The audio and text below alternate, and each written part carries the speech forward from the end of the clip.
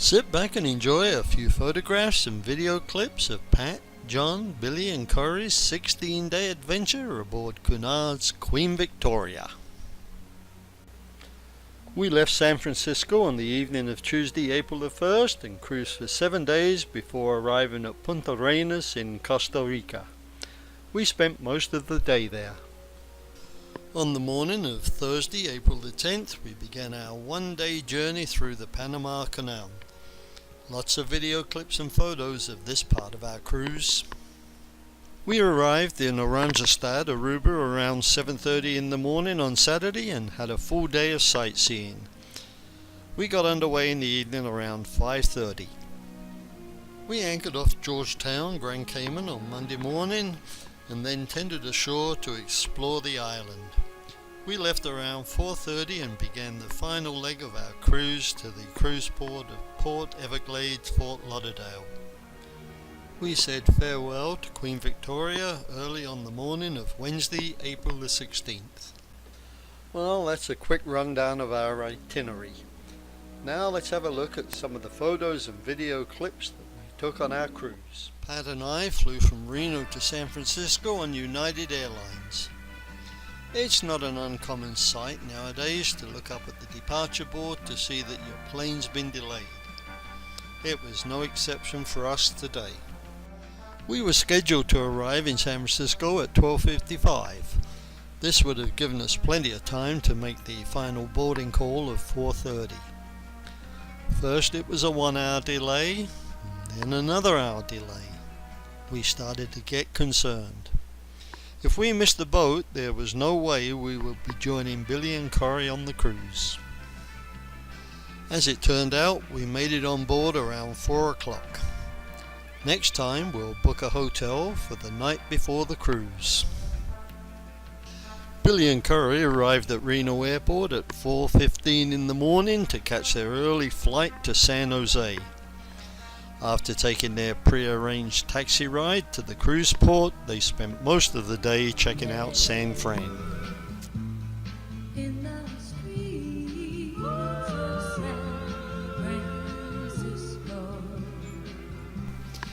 They had to dodge some heavy downpours throughout the day.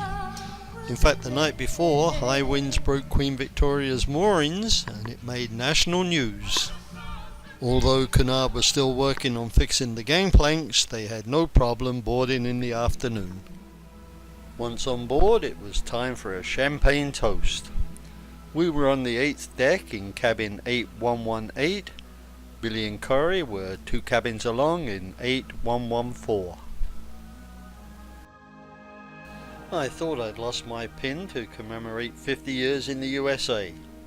Billy found it for me.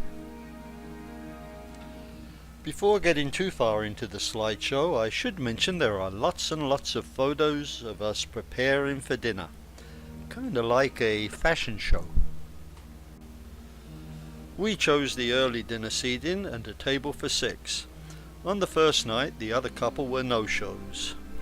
More about Janet and David later on. After dinner, the 4 of us went to the opening night show, and then it was early to bed as we left San Francisco and cruised underneath the Golden Gate Bridge. Wednesday the 2nd, at sea. Corey kept a daily log of our activities, and I'll mention some of them in the slideshow. If you want to read the log in detail, you'll most likely have to pause the video. After getting our cabin straightened out with the purser, we tried our hand at line dancing. Then it was off to the Golden Lion pub for lunch. Here we met our long-lost friends Ian and June. Well, maybe they weren't really our long-lost friends. After a nap, it was time to head down to the Queen's room for afternoon tea. This became a regular part of our afternoon activities. The sandwiches with their crust cut off and the scones and cream were very tasty. We always had seconds, and Billy did like to have a few extra cups of tea. In the afternoon, Corey and I challenged Billy and Pat at deck shuffleboard. The less said about who won, the better. At dinner we met David and Janet. Janet had cruised on the UK canals for 40 years, so on most nights she and I entertained the rest of the group with our canal stories. Pat and I turned in early, but Billy and Corey went to the evening show and enjoyed the singing of Philip Brown. Billy got to dance with him. Before calling it a night, they played a game of hullabaloo and won a bottle of champagne.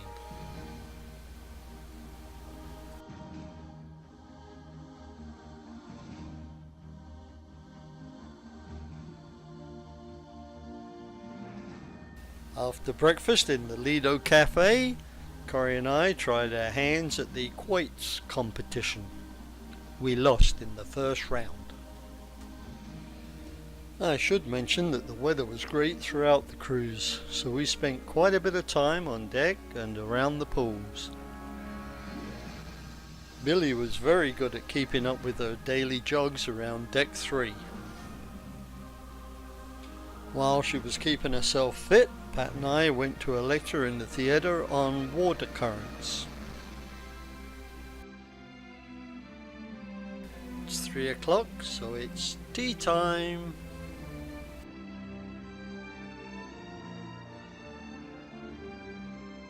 The dress code for dinner tonight is formal, so it's time to get spruced up. Another daily routine was scotch in our cabin before heading down to the Britannia restaurant for dinner. Okay, now I'll start the fashion parade.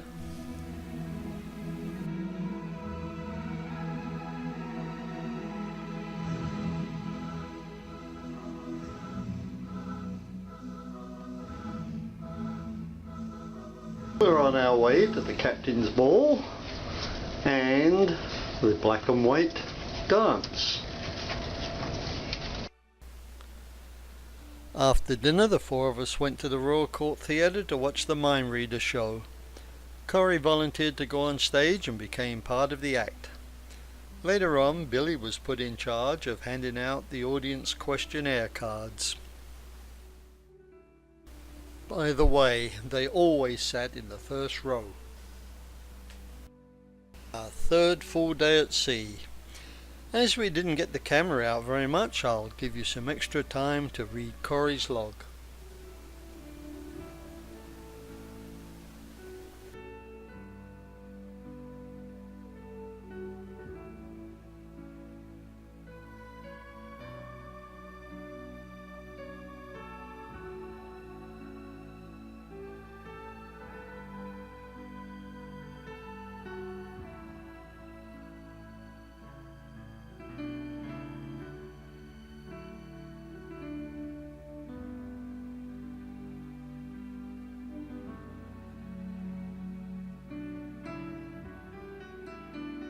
We all went to see the Swinging Rascals show, and afterwards Billy and Corey went to the ABBA and 70s dance.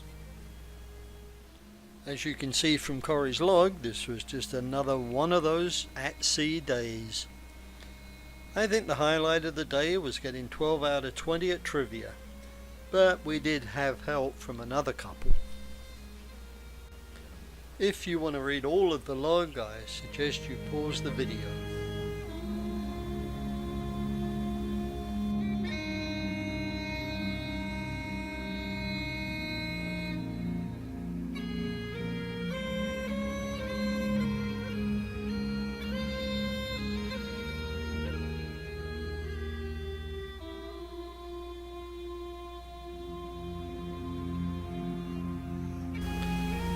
This is Ian with Billy. We got together with him and his wife June quite a number of times. They were good company.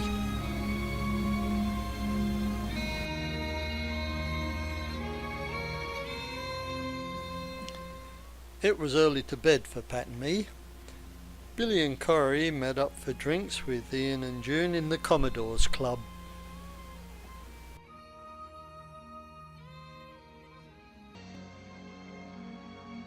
While Billy walked 9 laps around deck 3, that's 3 miles, Corey and I played a marathon game of shuffleboard. I'm obligated to report that I won 101 to 98. While Billy wove a Turk's head anklet on Corrie, Pat and I attended a near-death experience lecture in the theatre. I have no idea why we went to it. Once again we hit the sack early. Billy and Corrie went to see an encore of some of the previous entertainers.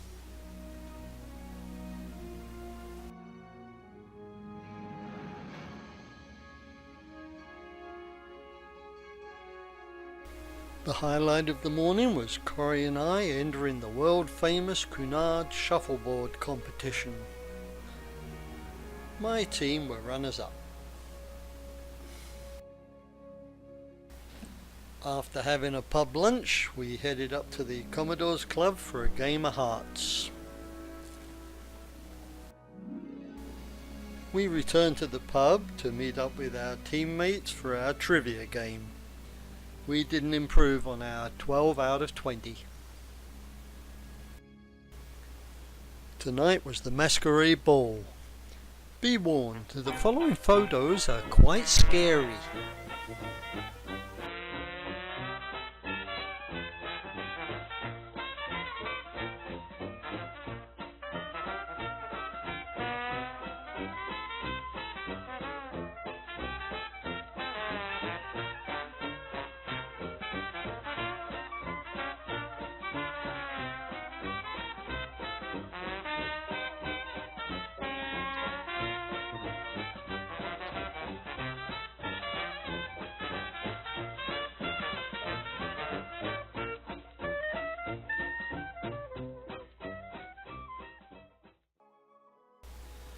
Well, after 7 days at sea, we finally made landfall.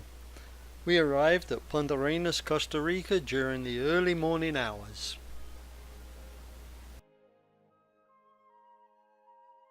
This is downtown Puntarenas. Pat and I pre-booked the river and rail trip. It was okay, especially the river part, but it wasn't the most exciting adventure that we'd ever been on. It's difficult to make out the crocodile in the middle of the photograph.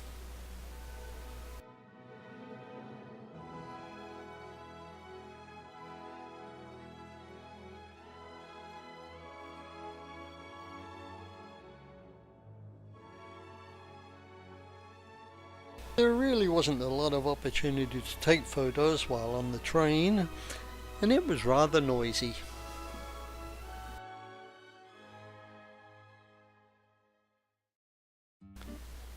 Billy and Corrie pre-booked the Skywalk and Gardens tour. Corrie took plenty of photos, and these are just a few of them.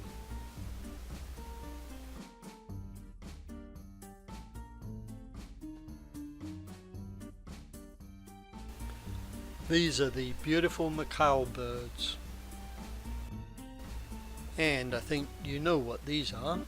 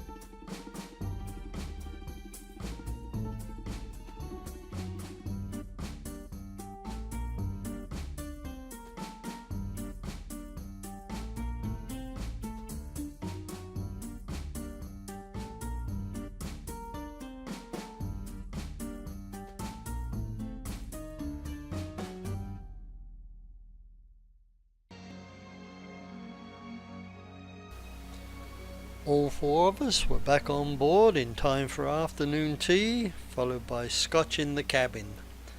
Tonight's dress code for dinner was informal. Wednesday the 9th of April, and we're back on the high seas. We only took a couple of photos today, so I'll read you Corey's log. My daily assignment was to get a morning cuppa before going up to the Lido restaurant for breakfast. Most mornings Billy and Corey would join us, but today they had breakfast delivered to their stateroom. Pat and I went to a morning lecture by Dr. Ria Seddon, a physician and retired astronaut. She went on 3 space shuttle flights, twice as mission specialist and once as payload commander. This was one of the more interesting lectures that we went to. We had lunch in the Lido buffet today, and afterwards Corey and I went to the Johnny Walker Scotch tasting. Pat went to the standing room only Panama Canal talk. The rest of the afternoon was business as usual. Drinks in the pub and afternoon tea. The dress code for dinner tonight was informal. Our dining table had a picture view from the stern of the ship. The 4 of us went to the comedy impersonator show. Billy got a rose from the singer. Well, half a rose. And Corey entertained us with his singing. Oh yes, Pat thought about sitting in the boxes tonight, but she couldn't quite understand why this door didn't lead to them. We are going to spend most of the day cruising from the Pacific Ocean to the Caribbean Sea via the Panama Canal. As I mentioned at the beginning of this video, there are lots and lots of video clips and photos of this part of our journey. I'm not going to give a history lesson on the canal. There's plenty about this topic on the internet. However, I will give you a few facts about it. It's somewhere between 42 and 51 miles long, depending on where you measure the start and finish points. It is 37 miles from entering the first lock to leaving the last lock. Surprisingly, the canal runs south to north to link the Pacific to the Caribbean, not west to east. There is a mean sea level difference of 8 inches between the Pacific and the Caribbean. However, the differences between the low and high tides can be as much as 20 foot in the Pacific, whereas no more than 3 foot in the Caribbean. The canal has 6 locks, 3 near either end. From the Pacific, the Miraflores lock has 2 chambers that raise the vessels 54 feet. A mile away across Miraflores Lake is the Pedro Miguel lock. This lifts the ship in a further 31 feet. Most of the canal is at 85 foot above mean sea level. Next is the 8-mile long Cuba Libre cut, also known as Gallard Cut. This goes through the Continental Divide. Then it's 24 miles across the man-made Gatun Lake before reaching the 3-chamber Gatun locks. These drop the vessels back to sea level in the Caribbean. Okay, that's enough of facts and figures. Let's cruise the Panama Canal.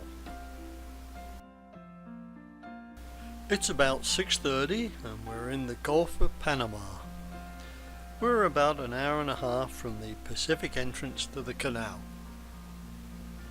Apparently ships can arrive without a reservation, and the Canal Authority will try to get them a passage within 48 hours. Obviously, cruise ships make reservations. That's Panama City on the skyline.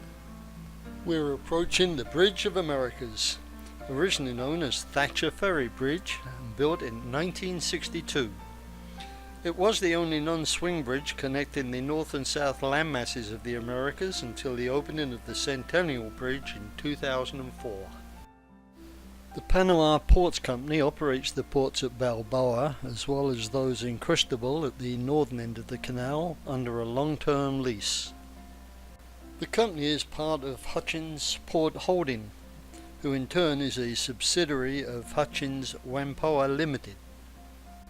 Chung Kong Holdings Limited owns 49.97% of Hutchinson's Whampoa Limited, and Mr. Li Kai-shing, a Chinese businessman, is the chairman of both companies. Interesting. This is looking back towards Bilbao and the Bridge of the Americas. The tanker Maersk Clare will be with us a good part of the day. Just in case you're wondering, it was the Maersk Alabama that was hijacked by the Somali pirates in 2009, not the Maersk Clare. We're now approaching the first lock. We'll be there in about 15 minutes. They've opened up these lower decks.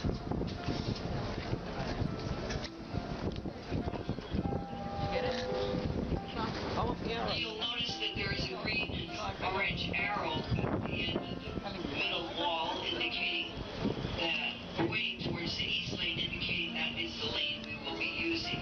As you can imagine, in this day and age, we really don't need an arrow there, but they keep it there mainly for traditional reasons. And just as you can see now, there are a couple of men. These tugboats are used to guide ships in and out of the locks and the narrow parts of the waterways. Beyond the usual forward and reverse, they can push and pull sideways. The ships themselves are always under their own power. Even in this age of high-tech engineering, they still use a little rowboat to bring the shoreline over to the ship. We are now at the approach platform to the bottom chamber of the two-flight Miraflores lock. This video was taken from our cabin. The vehicles on the tracks are called mules. They stabilize this ship from hitting the sides as it transits the lock. I'll tell you more about these later on. We're at the bottom gate of the lower chamber and waiting for the Swedish transporter to exit the lock. This swing bridge was completed in 1942 and was the only road across the Pacific end of the canal until the Bridge of Americas was opened in 1962.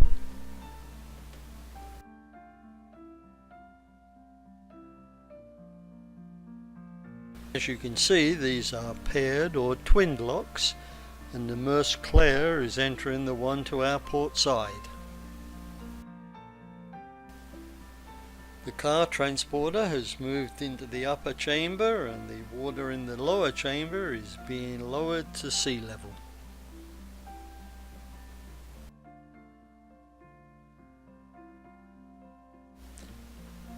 Finally, we are going to enter our first lock on the Panama Canal. It's taken us 2 hours from the time we cruised underneath the Bridge of Americas.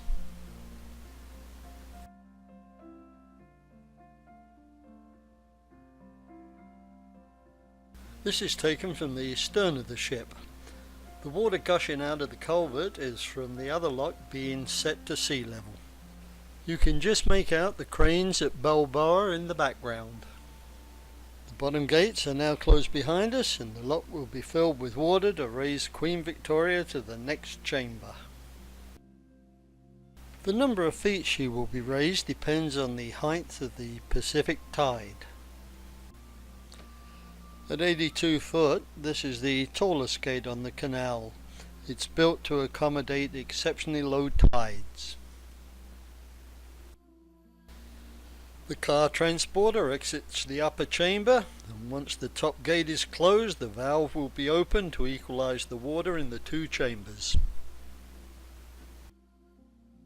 Billy watches from her balcony as the Queen Victoria slowly moves into the upper chamber.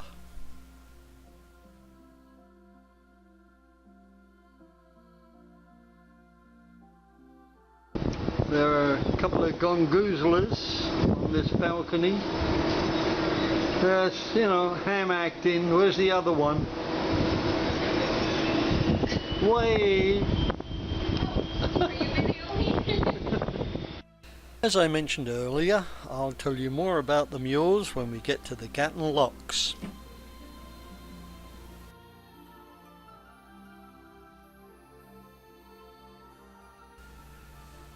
The upper chamber has now been filled to the same level as the 1 mile long Miraflores Lake, which is 54 foot above mean sea level.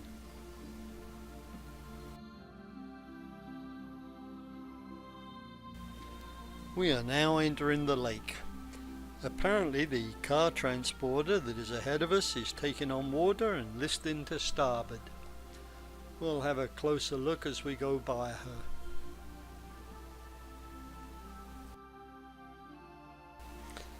I don't know if you can see it, but the little rowboat has brought the shoreline over to us in preparation for our entry into the Pedro Miguel Lock.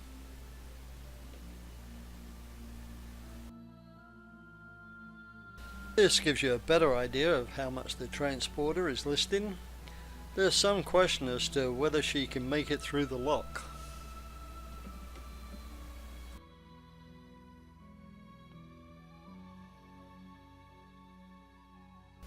There doesn't seem to be too much concern on the bridge.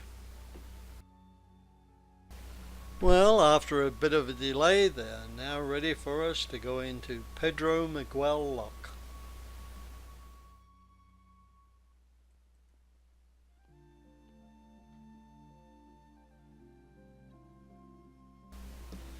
In order to accommodate larger vessels, larger locks are being constructed at both ends of the canal.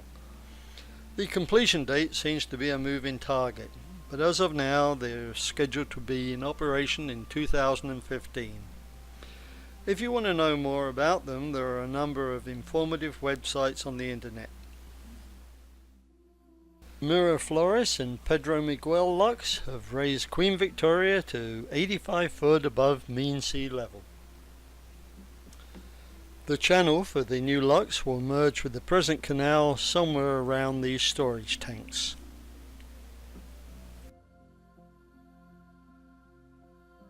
The following photos cover the same area we've just been through, so I'll skip through them fairly fast.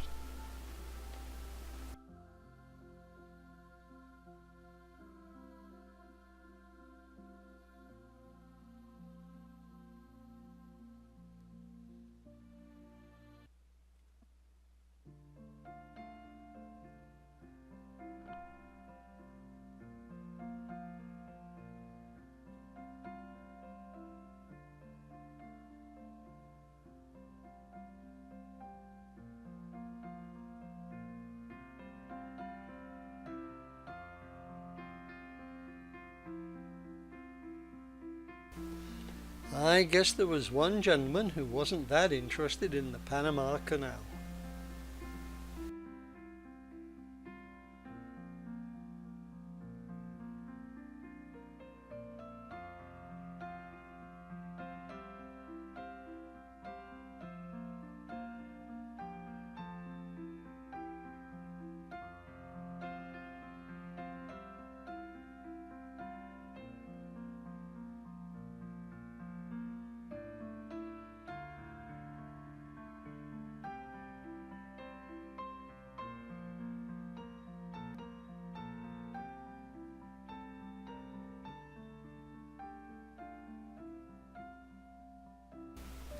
I'll continue our journey along the Panama Canal as we enter the Culebra Cut. This photo is looking back at Pedro Miguel Lock and the Centennial Bridge. It was opened in 2004 to relieve some of the congestion over the Bridge of Americas. The Culebra Cut was the canal builder's biggest challenge. Although it's only 8 miles long, it required the digging of a channel through Panama's highest region, the Continental Divide. It was completed in 1913 and named after the mountain range it cut through. In 1915 it was renamed Gaillard's Cut after the late David Du Bois Gaillard, the US Army engineer who was in charge of the project. After the canal was turned over to Panama in 2000, the old name Culebra Cut was reinstated. It's time for some lunch in the Lido restaurant as we cruise through the cut.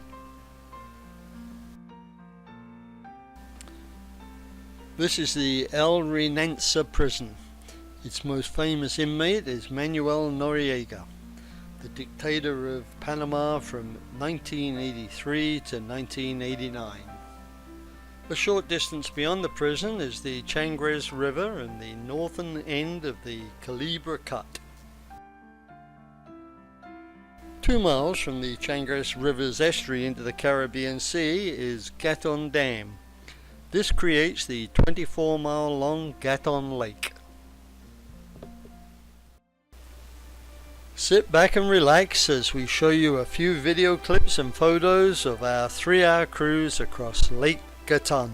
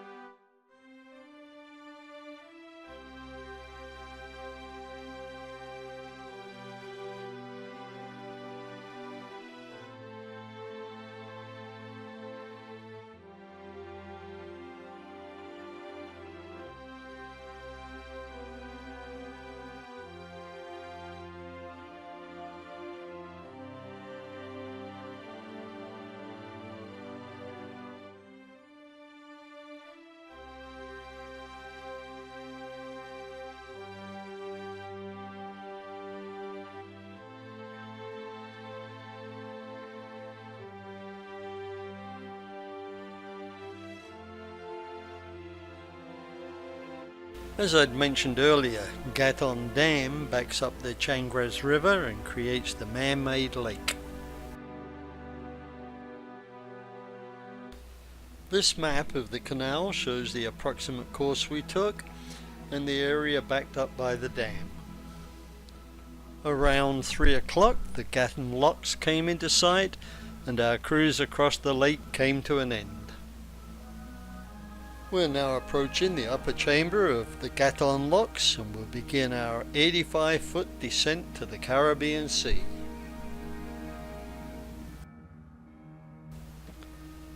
Corey got Pat a primo seat in the Commodore room.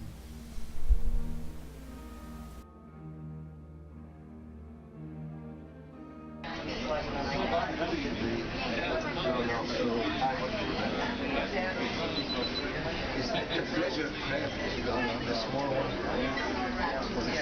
can also see the very steep incline coming up. That's why it is so important for the locomotives to lock onto the cog track so that when they do go up and down the steep inclines, they will not be pulled into the water. Only equal those lock gates will open and we will proceed into the next chamber.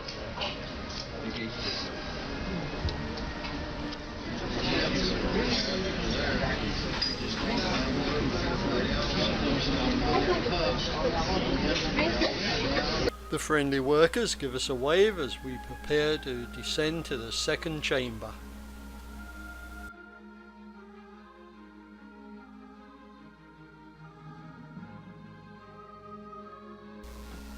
The 54-foot cutter sketch wind strutter pulls into the second chamber alongside us.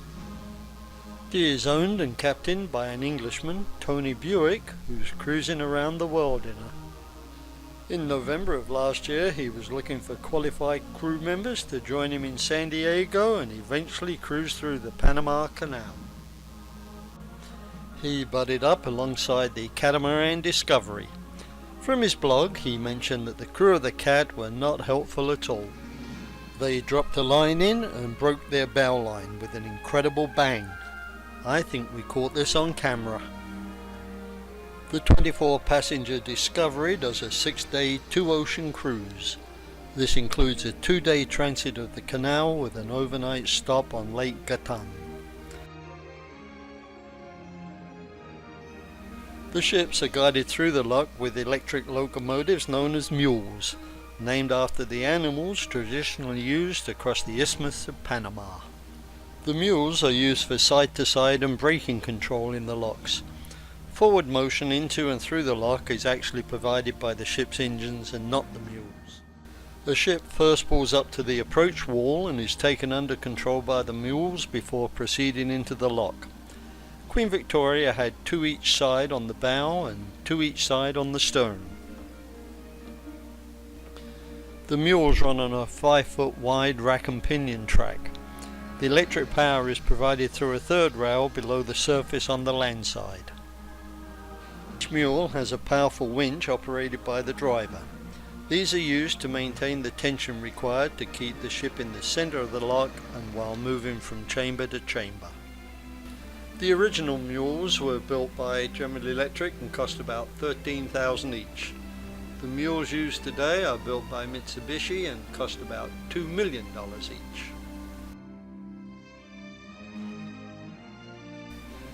A final word about the locks.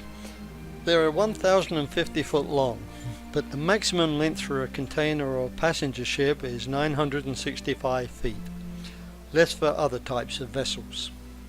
They are 110 foot wide, but the maximum beam for a ship is 106 feet. The maximum draft for any vessel going through the canal must not be greater than 39 foot 6 inches in tropical fresh water, and it must not have an air draft of more than 196 feet. That concludes your lesson on Panama Canal Locks 101. We are now in the bottom chamber of the Gatton Locks, or at least I think that's where Billy and Corey are. Billy sets a finger on Panamanian soil, and Corey follows suit. Culverts are opened in the chamber alongside us, and Windstrutter heads out into the Caribbean Sea. About 15 minutes later, our chamber was at sea level, and we said farewell to Gatton Locks. Actually, the canal continues for another 6 2/3 miles into the Caribbean Sea before it reaches its northern terminus. Ahead are the new lock gates for the canal expansion project. These new locks will be 180 foot wide and 1,400 foot long. When completed, they'll handle vessels that are up to 1,200 foot long and 160 foot wide. However, there are some larger cruise ships that will still not be able to transit the canal because their air draft is too high. They'll not be able to pass under the Bridge of Americas. As soon as Commodore Christopher Rind gets his shoes on, he'll take over control from the Panamanian pilot. All captains of vessels transiting the canal have to relinquish control over to a Panamanian pilot. This includes all warships of all nations. Although the pilot may have an understanding of the canal's channels and sandbars, he most likely doesn't have the technical skills to take full control of a ship like the Queen Victoria. On the former point, the pilot took us around a bend too sharp, and we definitely felt Queen Victoria heel over. Well, it looks as though our captain is back in charge, and it should be smooth sailing from now on. Well folks, that's the end of our photos and video clips of our cruise through the Panama Canal. I have to say that it exceeded our expectations. The four of us got into our informal attire, had a champagne in our cabin, and then headed down for dinner. No photos of today's activities. The highlight for me was doing the laundry at 7:30 in the morning. For Pat, it was once again winning at hearts. Pat went to the morning lecture to listen to the astronaut Hoot Gibson. He's flown in the Reno air races a number of times, and Pat's checked him in on a few occasions. Billy spent part of her day putting the Turk's Head anklets on Pat and me. It's 7 o'clock and looks like we're heading into some bad weather. As Corey mentioned in his log, The outdoor decks were closed during the day because of high winds.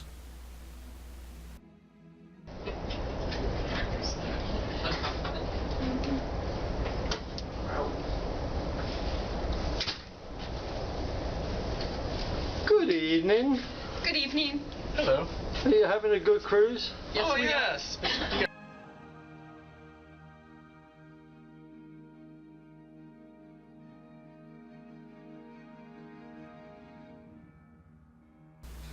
It's around 6:30 on the morning of Saturday the 12th of April, and we're making our way to Oranjestad in Aruba.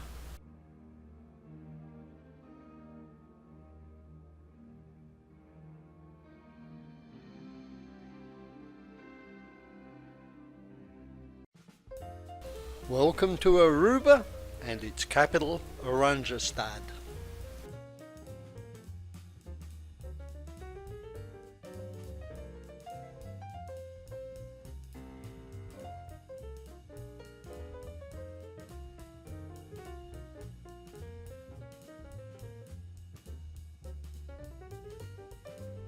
After looking around town a bit, we negotiated a good deal on a bus tour of the island, $12.50 a piece.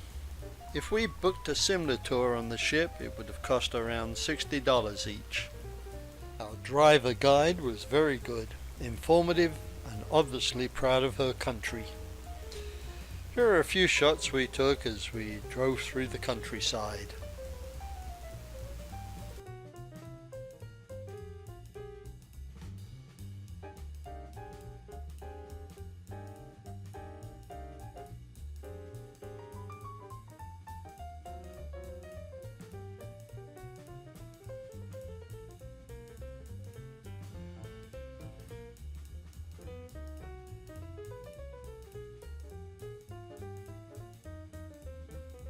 One of the main island attractions was the natural bridge. Unfortunately, it collapsed in 2005. Having said that, the area is still worth a visit, and there's still standing the baby natural bridge.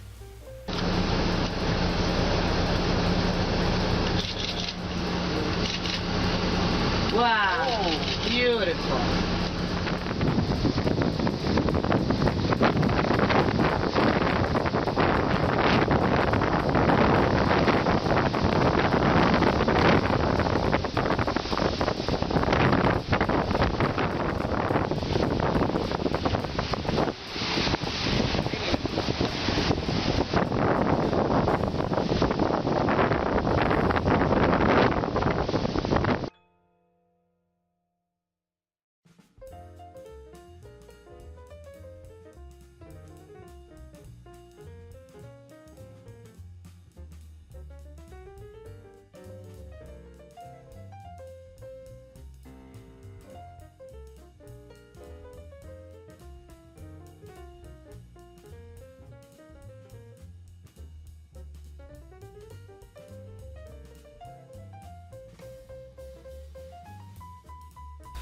Okay folks, it's time to head back to the bus and continue with our tour.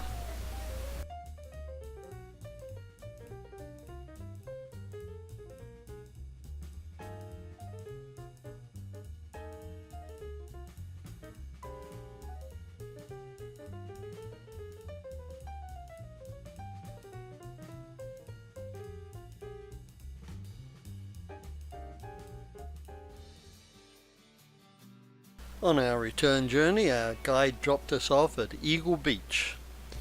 We went to pay for the trip, but she said no, she'd return in about an hour and we could pay when we got back to Oranjestad. Very trusting.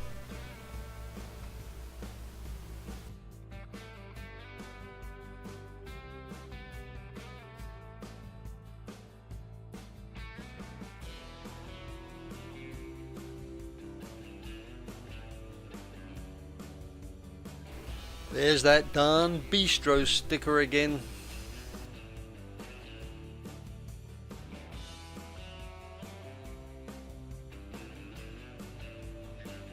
Pat and I went back to the ship while Billy and Corey checked out more of Oranjestad.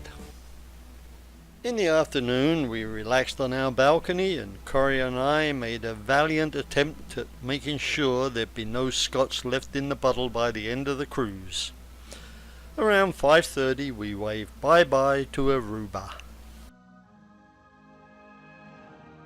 In the morning Pat challenged me to a game of shuffleboard. If my memory serves me right, I think I won. Later in the day, Corey and I entered the shuffleboard tournament. We were on different teams.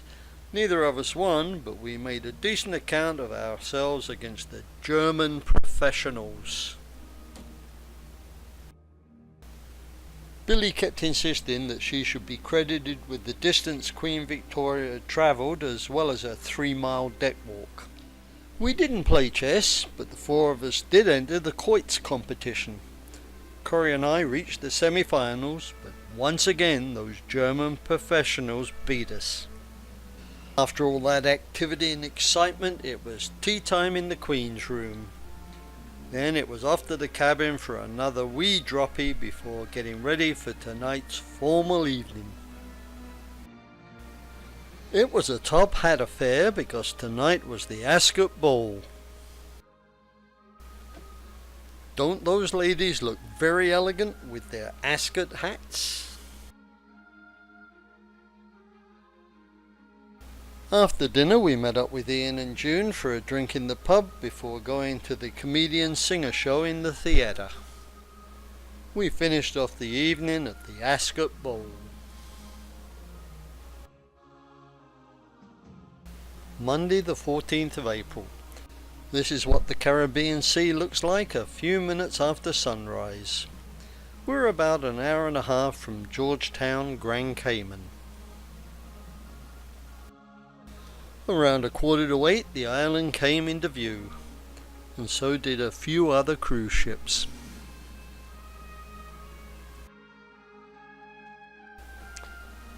We'll be going ashore by tender today, and while we had breakfast the crew got the launches ready for us.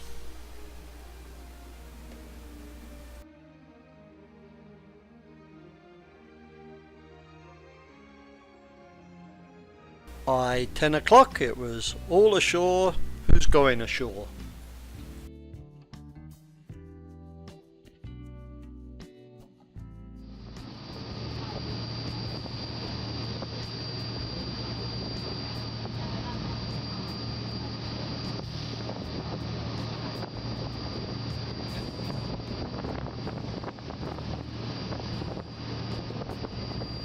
Welcome to Georgetown. Yes, the water really is that colour.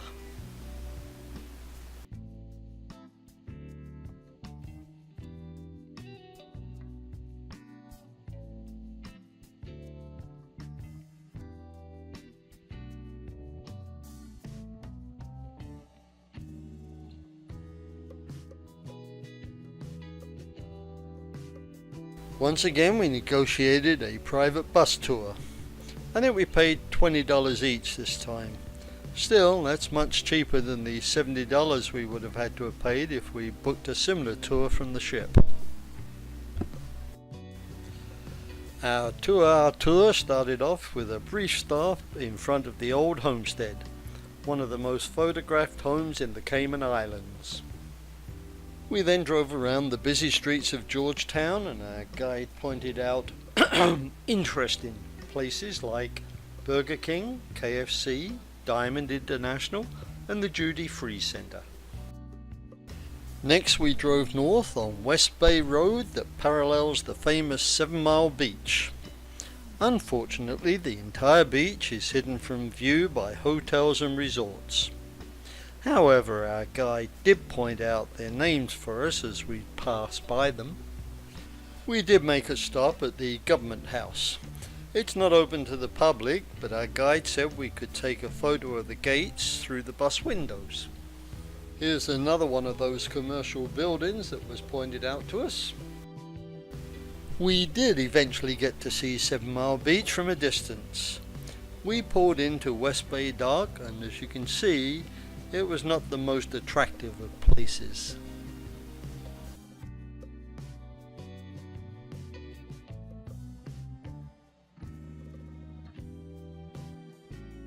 Our journey continued on through a nondescript residential area before arriving at hell. I think it's fair to say that this souvenir shop is a bit of a tourist trap. However, we took a few photos of the lava formations that give the place its name.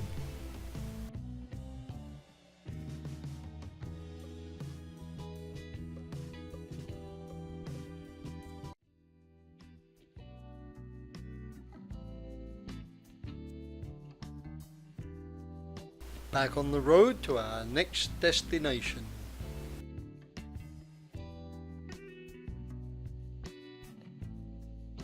And that was the Tortuga Rum and Rum Cake Factory, where we jostled with other tourists to get our free sample. Corey went off and explored the nearby Macabuca Bar. We should have gone with him and paid for a drink. The last stop on our tour was Dolphin Discovery, where we watched children swim on the back of trained dolphins. I believe it costs about $170 to participate and includes a visit to the nearby turtle farm, which we didn't go to. There wasn't much to see on our return journey, and our guide once again pointed out places like jewelry shops, hairdressing salons and hotels. Billy and Corey decided to get off the bus at this cemetery and visit 7 Mile Beach.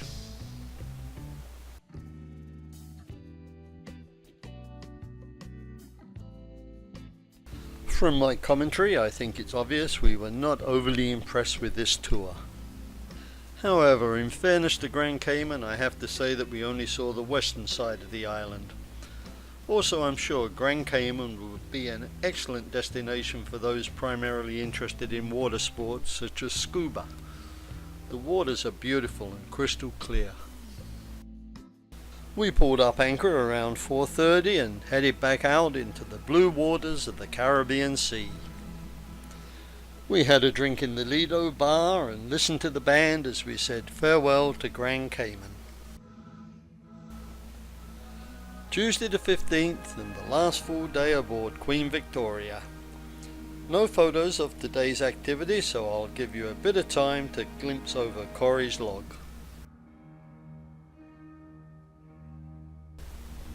As you can see, today followed the routine of previous at-sea days, but I did win at hearts.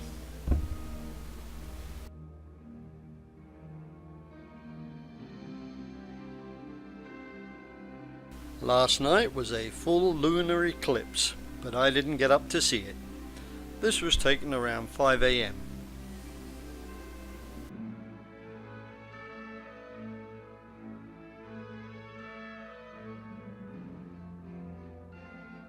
Our cruise is coming to an end. We pulled into Port Everglades about 5 a.m. and the disembarkation process got underway around 7.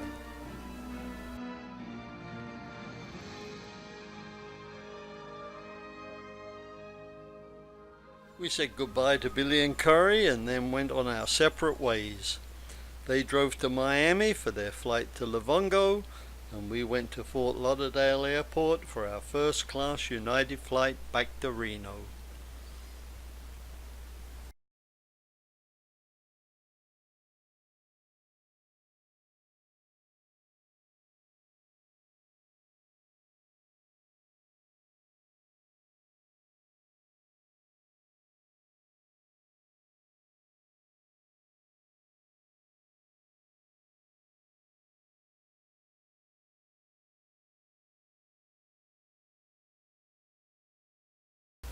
I'm sure I had more enjoyment putting this DVD together than anyone who'll spend nearly an hour of their time to look at it.